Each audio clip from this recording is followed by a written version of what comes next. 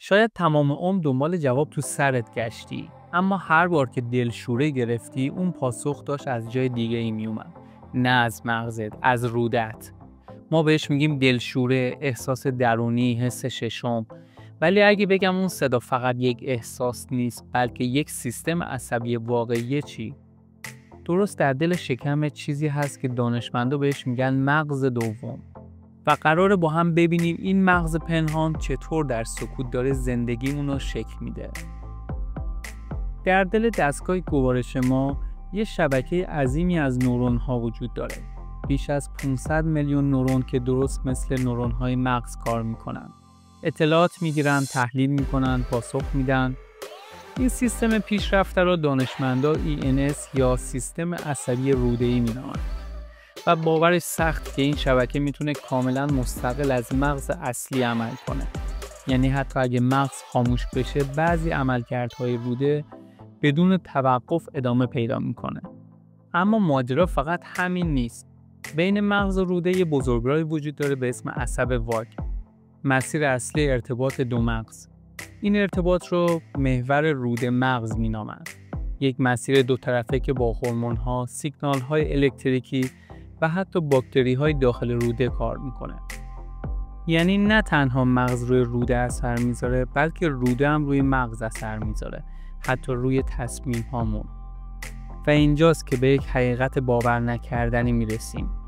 بیش از 90% سروتونین بدن، همون ماده‌ای که حال و هوا، خواب، اشتها و حتی احساسات ما رو کنترل میکنه، توی روده تولید میشه، نه مغز.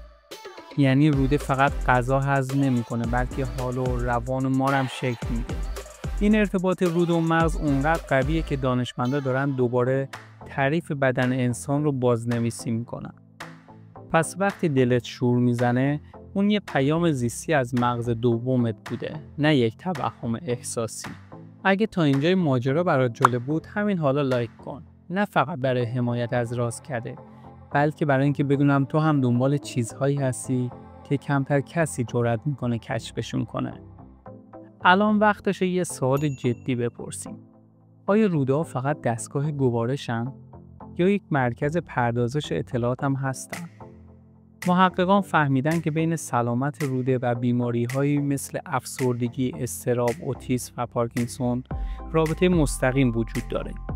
یعنی مغز دوم فقط با غذا درگیر نیست و بیشتر از اون چه فکر می‌کنیم سلامت روان ما ریشه در دل و شکممون داره.